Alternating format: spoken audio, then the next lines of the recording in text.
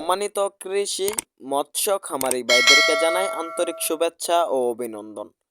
তো বিয়স আপনারা অনেকেই বলে থাকেন শীত মৌসুমে থাই পাঙ্গাস মাছ চাষ করা যাবে না। তো বিয়স আমি বলতে পারি শীত মৌসুমে থাই পাঙ্গাস মাছের পোনা খাবার খাবে এবং বড় হবে।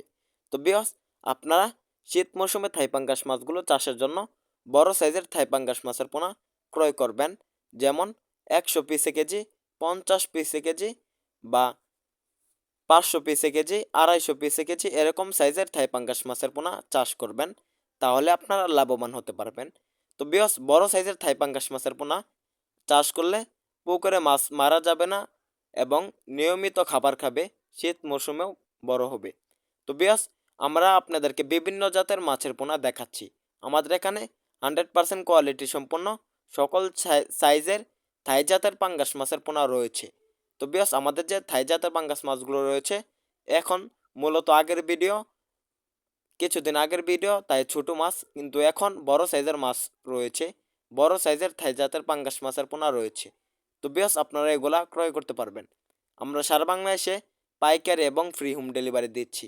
তাহলে আর দেরি কিসে, এখনই আমাদের স্ক্রিনে দেওয়া নাম্বারে যোগাযোগ করে থাই পাঙ্গাস মাছের পোনা ক্রয় করুন। তো বিয়স থাই পাঙ্গাস মাছগুলোকে আপনার ফিট খাবার খাওয়াবেন। আপনারা দৈনিক 2 বেলা থাই পাঙ্গাস মাছগুলোকে খাবার দিবেন। মূলত থাই পাঙ্গাস মাছগুলো ফিট খাবারের উপর নির্ভরশীল।